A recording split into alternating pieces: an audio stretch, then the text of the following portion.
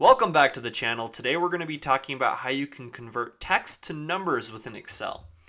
Alright, and honestly there's a few ways to do this, but I'm just going to show you, honestly in my opinion, the easiest way to do that. So we have a super small set of data here to kind of show how this works.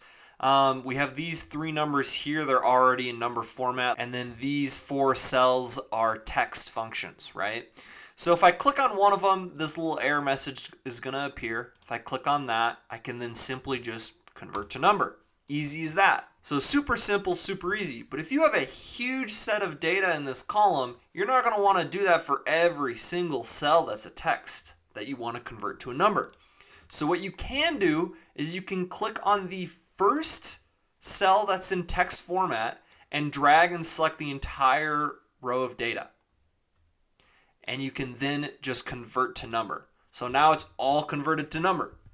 Just keep in mind that if you select this first one that's already in number form and then you highlight the rest of the cells, that little error message isn't going to appear. So you just need to select that first cell that's in text format to then switch to a number, right? So just as simple as that. And you can do that with a huge set of data. If you have like a ton of numbers here, you can do that pretty easily. And honestly, that's just the simplest way to do it. And being able to do this is going to help you in a few ways. It's going to help you so that you're not getting errors or anything like that in your lookup formulas or anything like that. And that way your data is all going to be in the same format so that it can be easily presented and analyzed effectively without errors or anything like that.